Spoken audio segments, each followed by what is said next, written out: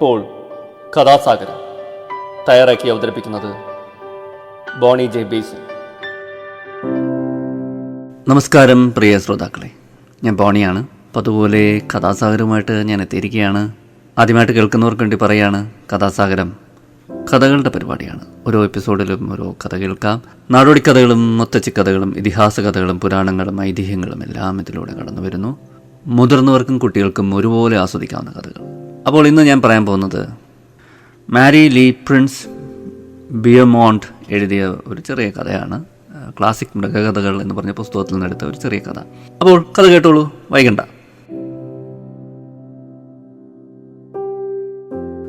നറുമി വനാതിർത്തിയിൽ വൃദ്ധനായ ഒരു കർഷകനും അയാളുടെ ഭാര്യയും പാർത്തിരുന്നു. തങ്ങളുടെ യൗവനകാലത്ത് കഠിനമായി അധ്വാനിച്ചിരുന്ന ദമ്പതികളായിരുന്നു അവർ.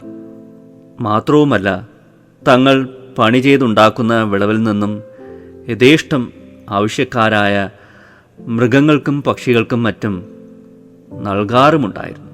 എന്നാൽ വാർദ്ധക്യത്തോടെ വിത്തിറക്കാനും വിളവ് കൊയ്യാനുമുള്ള ശക്തിയൊന്നും അവർക്കില്ലാതായി. വീട്ടിലെ പത്തായത്തിലുള്ള ധാന്യവും പയറും പരിപ്പുമൊന്നും അധിക കാലത്തേക്ക് തികയുകയുമില്ല. പട്ടിണി മരണമാണ് തങ്ങൾക്ക് വിധിച്ചിരിക്കുന്നതെന്നോർത്ത് അവർ സങ്കടപ്പെട്ടിരിക്കെ ഒരു സംഭവമുണ്ടായി. ഒരു ദിവസം അതിരാവിലെ കാട്ടിലെ കുറേ മൃഗങ്ങൾ ആ വൃദ്ധ ദമ്പതികളെ കാണാനെത്തി. അവരുടെ ദീനാവസ്ഥയെ സംബന്ധിച്ച് ആഗതർ പലതും പറഞ്ഞു കേട്ടിരുന്നു, സ്വയം കണ്ടറിയുകയും ചെയ്തു.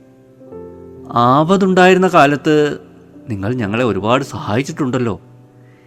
ഈ സ്ഥിതിയിൽ എന്തെങ്കിലും തിരിച്ച് ചെയ്യാൻ കഴിയുമോ എന്നറിയാനാണ് ഞങ്ങൾ വന്നത്. നിങ്ങൾക്ക് എന്ത് ചെയ്യാനാവും? വീട്ടുകാർ ചോദിച്ചു. ഞങ്ങൾ വിറക് കൊണ്ടുവരാം എന്ന് മാനുകൾ. ഞങ്ങൾ ബദാമും അണ്ടിപ്പരിപ്പും കൊണ്ടുവരാം എന്ന് മുയലുകൾ. തേനുമായി തേനീച്ചകളും പാലുമായി കാട്ടാടുകളും. അങ്ങനെ ഓരോരുത്തരും പലതുമായി എത്തിയപ്പോൾ ഒരു കേക്ക് ഉണ്ടാക്കാനുള്ള സാധന സാമഗ്രികളായി. നാളെ അപ്പൂപ്പൻ്റെ ജന്മദിനമാണ്. ആ വേളയിൽ നിങ്ങൾക്ക് ഞാനൊരു കേക്ക് ഉണ്ടാക്കി തരുന്നുണ്ട്, മുത്തച്ഛി പറഞ്ഞു. അത് കേട്ട് അവരെല്ലാം തുള്ളിച്ചാടി. പക്ഷേ ഇതിലൊന്നും പങ്കെടുക്കാതെ മാറി നിന്ന ഒരാളുണ്ടായിരുന്നു, കുട്ടി ശ്രാങ്ക്. അവൻ വലിയ സ്വാർത്ഥിയും അസൂയാലുവുമായിരുന്നു. അമ്മൂമ്മയുടെ വീട്ടിൽ നടക്കുന്നതൊക്കെ അവൻ മറഞ്ഞു നിന്ന് കണ്ടിരുന്നു. കേക്കുണ്ടാക്കാൻ തുടങ്ങിയപ്പോൾ മറ്റ് മൃഗങ്ങളെല്ലാം പിരിഞ്ഞുപോയി. അമ്മൂമ്മ കേക്ക് പൂർത്തിയാക്കിയപ്പോൾ അവൻ അടുക്കളയിലേക്ക് കയറി. ഈ കേക്ക് മുഴുവൻ എനിക്ക് വേണം, കുട്ടി ശ്രാങ്ക് ആവശ്യപ്പെട്ടു. അതെങ്ങനെ സാധിക്കും? ഇത് ഓരോരുത്തർക്കും ഓരോരോ കൊച്ചു കഷ്ണം വീതം കൊടുക്കാനേ തികയൂ. മുത്തച്ഛി തൻ്റെ നിസ്സഹായത പ്രകടിപ്പിച്ചു. പക്ഷേ അതൊന്നും കേൾക്കാൻ കുട്ടി ശ്രാങ്ക് തയ്യാറായിരുന്നില്ല. അവനുടനെ കേക്കിൻ്റെ പകുതി ഭാഗം മുറിച്ചെടുത്ത് അതുമായി കാട്ടിലേക്ക് ഓടി. പിറകെ അല്പനേരം ഓടിത്തളർന്ന അമ്മൂമ്മ തിരിച്ചു പോന്നു. വിവരമറിഞ്ഞ് മറ്റു കാട്ടുജീവികളെല്ലാം അമ്മൂമ്മയുടെ കുടിലെത്തി. അവിടുത്തെ അവസ്ഥ കണ്ടപ്പോൾ അവ ഒന്നടങ്കം പറഞ്ഞു, കുട്ടി ശ്രാങ്കിനെ ഞങ്ങൾ പിടികൂടിക്കൊള്ളാം, കനത്ത ശിക്ഷയും നൽകുന്നുണ്ട്. അത് വേണ്ട, മുത്തച്ഛി അവരെ തടഞ്ഞു. പകരം ചില സൂത്രങ്ങൾ അവരുടെ കാതിൽ മന്ത്രിച്ചു. അത് കേട്ട് അവരെല്ലാം കാടിൻ്റെ പല ഭാഗത്തേക്കും ചിതറിയോടി. മുത്തച്ഛി മരണമടഞ്ഞിരിക്കുന്നു, ഒരു കാട്ടുകള്ളൻ അവരെ കുത്തിക്കൊല്ലുകയായിരുന്നു, അവർ വിളിച്ചു പറഞ്ഞുകൊണ്ടിരുന്നു. മറഞ്ഞു നിന്നിരുന്ന കുട്ടി ശ്രാങ്കും അത് കേട്ടു. അവന് വല്ലാതെ സങ്കടം വന്നു. ആയ കാലത്ത് അവർ തനിക്കെന്നും ഭക്ഷണം തന്നിരുന്നതാണ്. എന്നിട്ടും ഈ വിഷമാവസ്ഥയിൽ താൻ അവരെ ഉപദ്രവിക്കുകയായിരുന്നു. ഈ കുറ്റബോധത്തോടെ അവൻ അവരുടെ കുടിലിലേക്കോടി. അവൻ ഓടിക്കിതച്ചെത്തിയപ്പോഴതാ അമ്മൂമ്മ ഒരു കട്ടിലിൽ വെള്ള പുതച്ചു കിടക്കുന്നു. അത് കണ്ട് അവൻ പൊട്ടിപ്പൊട്ടി കരഞ്ഞു. എന്നിട്ട് തൻ്റെ അപരാധങ്ങൾ ഓരോന്നായി എണ്ണി എണ്ണി പറഞ്ഞ് ആ മൃതശരീരത്തിൻ്റെ കാല് പിടിച്ച് മാപ്പിരുന്നു. അത്രയുമായപ്പോൾ വൃദ്ധ പൊട്ടിച്ചിരിച്ചുകൊണ്ട് കട്ടിലിൽ എഴുന്നേറ്റിരുന്നു. അത് കണ്ട കുട്ടിശ്രാങ്ക് അത്ഭുതം കൂറി. അമ്മൂമ്മ അവനെ വാരിപ്പുണർന്ന് സ്നേഹമറിയിച്ചു. അത് കണ്ടായിരുന്നു മറ്റു ജന്തുക്കളെല്ലാം അവിടേക്ക് വന്നെത്തിയത്. എന്തായാലും പിന്നീട് ഒരിക്കലും കുട്ടി ശ്രാങ്ക് തൻ്റെ വേലത്തരങ്ങൾ പുറത്തെടുത്തില്ല. പകരം മുത്തച്ഛിയുടെ സ്വന്തം വളർത്തുമകനായി അവിടെ കഴിഞ്ഞു. ഇത്രയുമാണ് കഥ.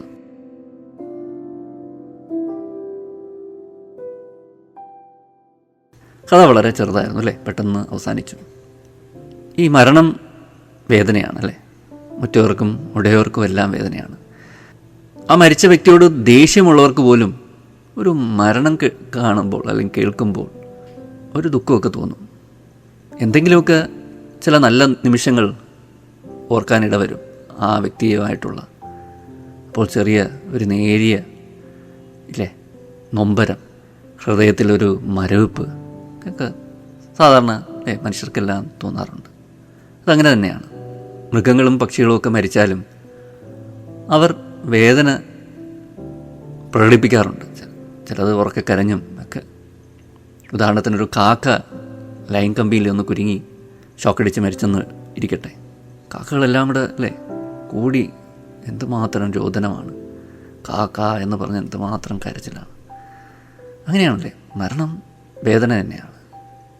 യഥാർത്ഥത്തിൽ അത് ജീവിച്ചിരിക്കുന്നവർക്ക് ഒരു നൊമ്പരം നൽകുന്നുണ്ട്. ചിലപ്പോൾ അത് അധികം നാൾ കാണത്തില്ലായിരിക്കാം. കുറച്ച് കഴിയുമ്പോഴത്തേക്ക് അത് മനസ്സിൽ നിന്ന് ചിലപ്പോൾ പതുക്കെ പതുക്കെ മാഞ്ഞെന്ന് വരാം. പൂർണ്ണമായി മാഞ്ഞൊന്നും നമുക്ക് പറയാൻ പറ്റില്ല. എങ്കിലും ഓരോ ദിവസത്തെ പ്രശ്നങ്ങളൊക്കെ ആയിട്ട് മനുഷ്യൻ സജീവമാകുമ്പോൾ അവൻ ഇതൊക്കെ ചിലപ്പോൾ പതിയെ മറക്കാൻ ആരംഭിക്കും.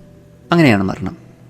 നമ്മൾ ചിലപ്പോൾ ചില വീഡിയോയിലൊക്കെ കണ്ടിട്ടുണ്ടാകും, റോഡിൽ വണ്ടി ഇടിച്ച് മരണപ്പെട്ട തൻ്റെ ഇണയെ നോക്കി വിലപിക്കുന്ന നായി അതിനെ നക്കി ഉണർത്താൻ ശ്രമിക്കുന്നതൊക്കെ ചിലപ്പോൾ കണ്ടിട്ടുണ്ടാകും.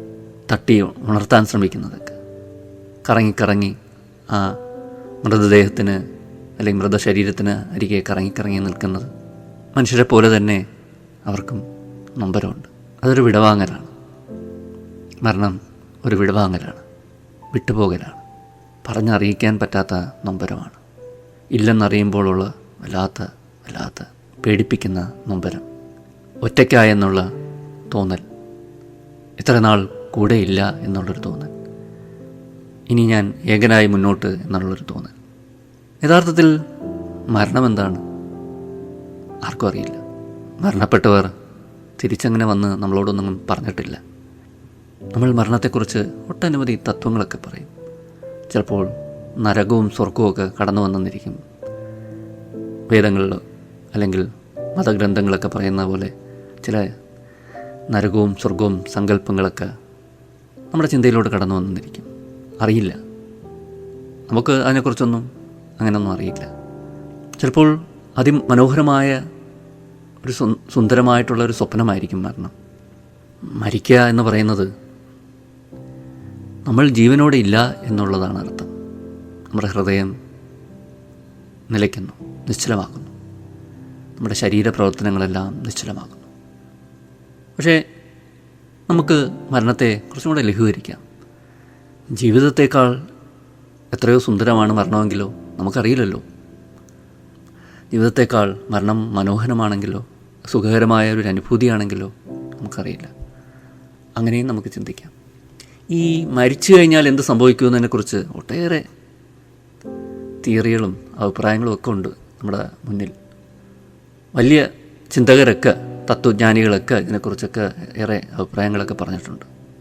1994 ടോണി സിസോഴിയ, അദ്ദേഹം ഒരു ഓർത്തോപീഡിക് സർജനാണ്. അദ്ദേഹത്തിന് ഒരു മാരകമായ മിന്നൽ വന്ന് അദ്ദേഹത്തിൻ്റെ ശരീരത്ത് പതിച്ചു.